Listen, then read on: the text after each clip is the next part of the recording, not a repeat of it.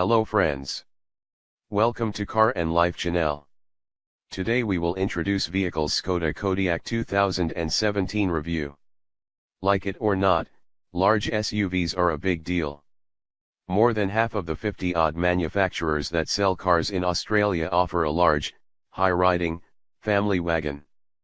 With the launch of the 2017 Skoda Kodiaq, we can add one more to that list.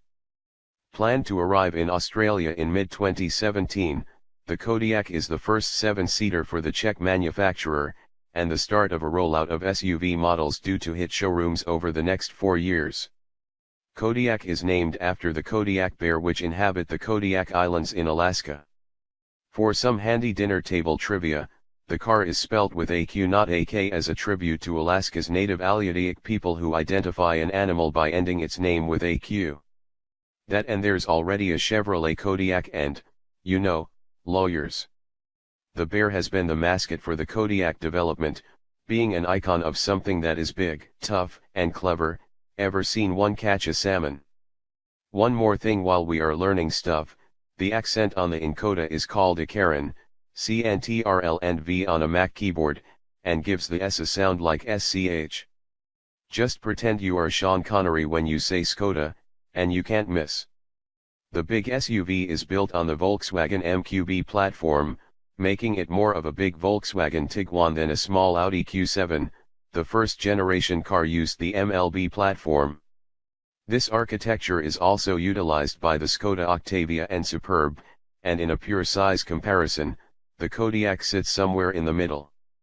It's 4,697 mm long, roughly 40 mm longer than an Octavia and 160 mm shorter than a Superb, and has a 2,791 mm wheelbase, 50 mm shorter than the Superb.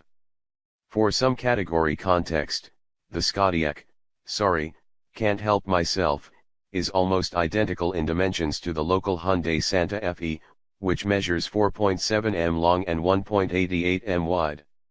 From the outside, though, the Kodiaq doesn't look too big.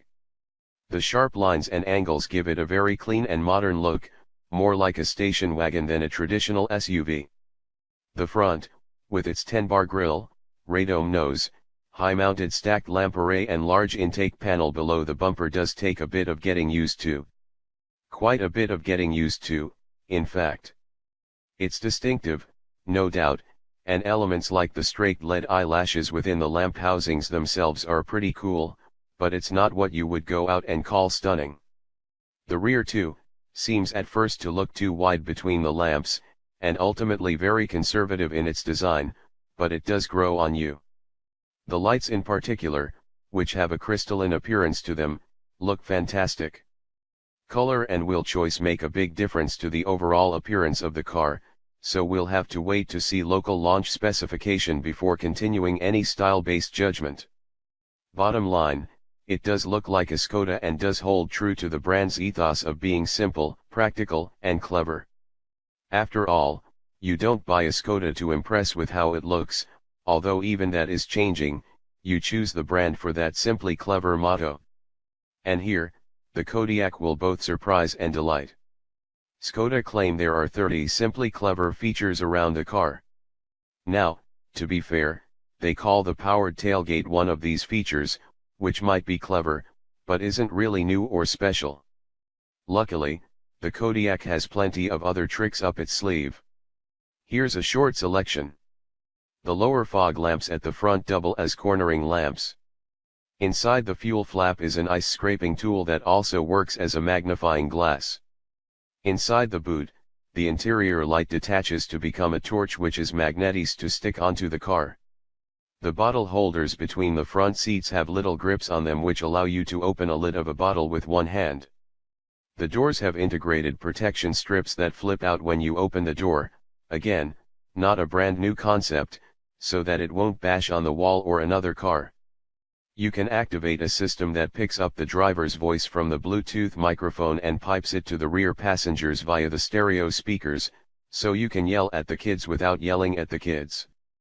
Yes, there are umbrellas in the front doors.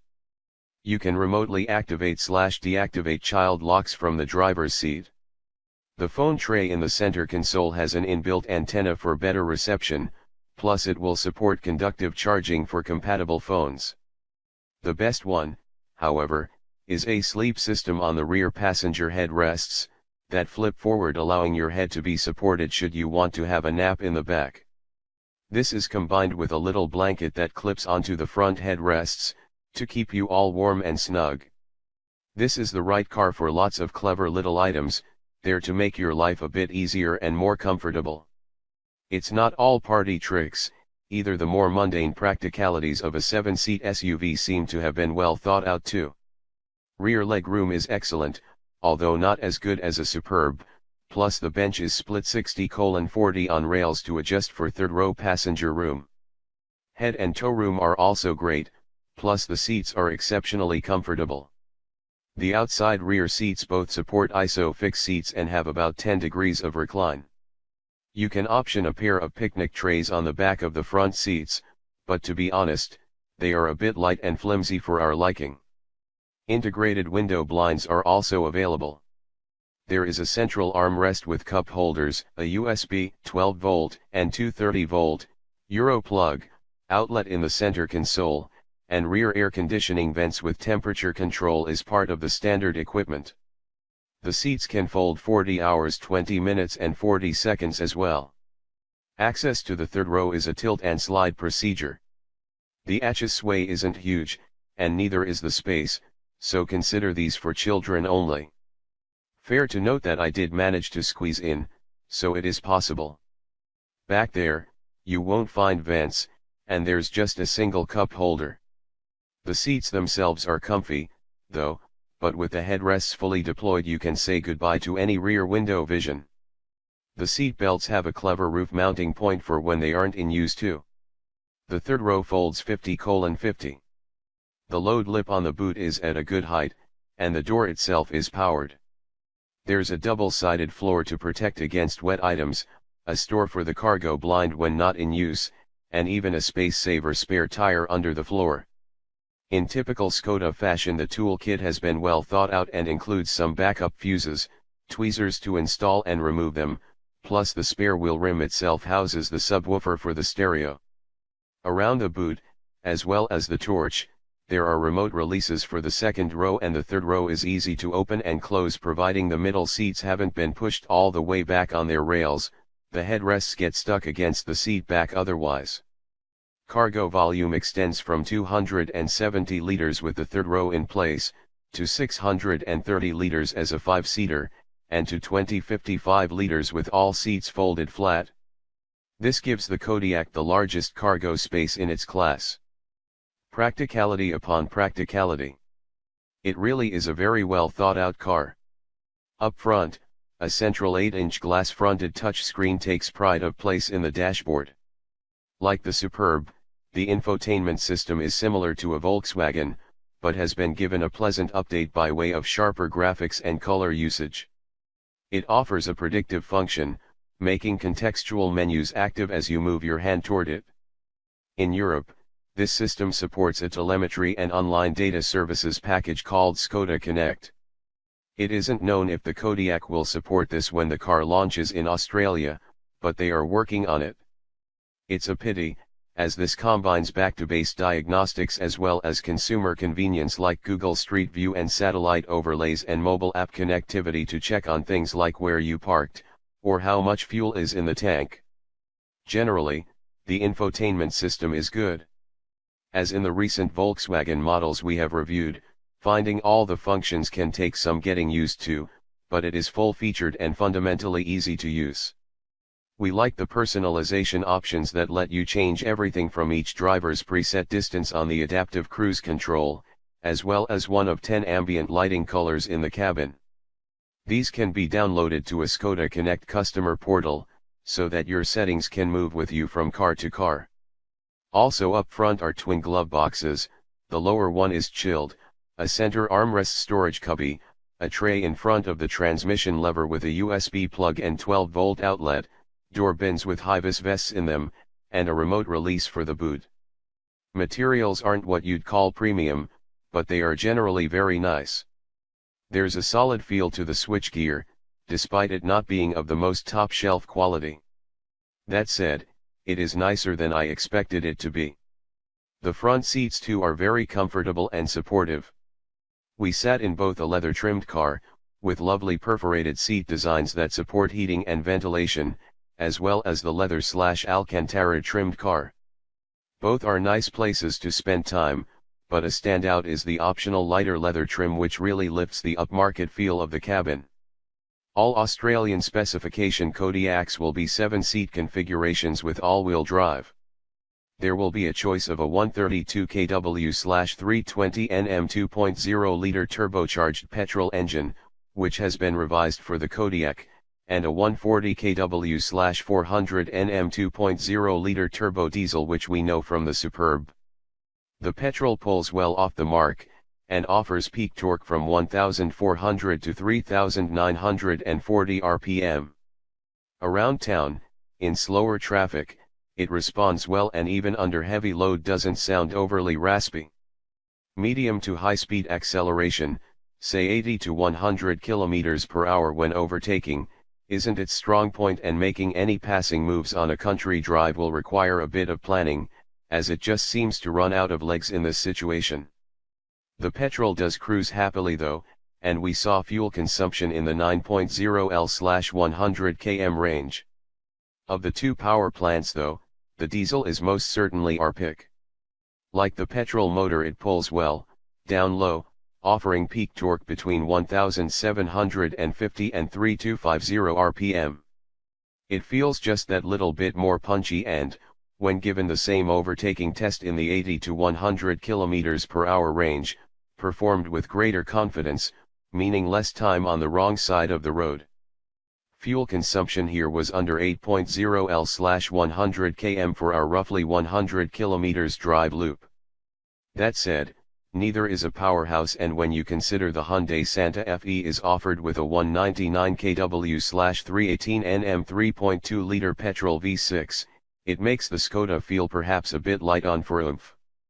We'll eagerly await the 177 kW/500 Nm bi-turbo diesel Rs variant, which, while not yet confirmed, seems to be the worst-kept secret in Eastern Europe. The new 7-speed DSG transmission will also feature on all Australian market cars, and for our short loops in the Kodiak around the country roads of Mallorca, we have to say it performed really well. Shifts were smooth and the kickdown delay not overly long. There was minimal vibration at low speed, and off-the-line take-up was good. I will caveat this by saying that we didn't really get a chance to test the transmission behavior in isolation. There were no forward/reverse maneuvers or incline-based starts that usually tend to upset a DSG. That's not to suggest there will be issues, but just providing clarity on the drive experience. In a nutshell, the drivelines are both well suited to urban running, but the diesel is better on the open road. In terms of handling, the Kodiak is remarkably well sorted. For a large SUV, it feels smaller and lighter on the road than you would expect. It's just a really nice car to drive, especially for relaxed touring runs. The steering is light, albeit perhaps a bit too light on center, but the car feels good through both sweeping and tight corners. You can adjust the driving modes to an Eco, Comfort, Sport, Snow, and individual setting, as well as the default normal mode. Changing to Sport, as you do, gave the Skoda a more responsive throttle and slightly heavier steering weight to help with the tight, mountain passes on the Spanish Isle. The increased steering weight doesn't translate into better feel, but we will save judgment here too for when the car lands locally.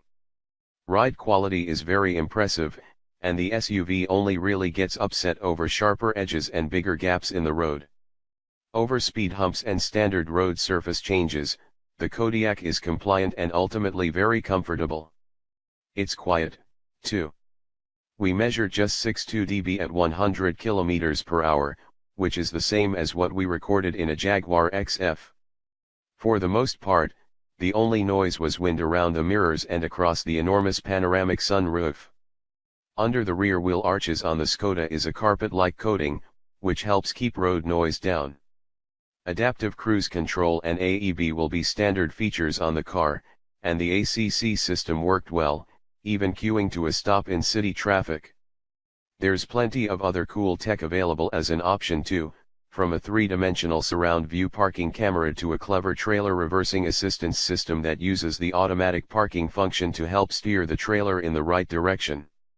Local specification and pricing hasn't been confirmed, but we are expecting the Kodiaq to match the Superb in being offered with a single trim grade and a number of bundled option packs. Pricing should be close to the Superb too, and in line with cars like the Hyundai Santa Fe, which range between $40,000 and $60,000. It's that unknown price equation, plus the fact that many of the real standout features are either optional or not yet confirmed for Australia, that keeps a higher rating of the Kodiaq. You wait, it will catch on, at bay. That said, for Škoda's first, big SUV, the 2017 Škoda Kodiaq is a very good car. They've come out with a very clever, very complete package, ready to take on some very established names. And, as the saying goes, if you are going to be a bear, be a grizzly. We can't wait to drive the Kodiaq on Australian soil, in Australian specification, to see how it stacks up against the local competition. Thank you for watching. If you find our video interesting and useful, please like and subscribe our channel. Thank you.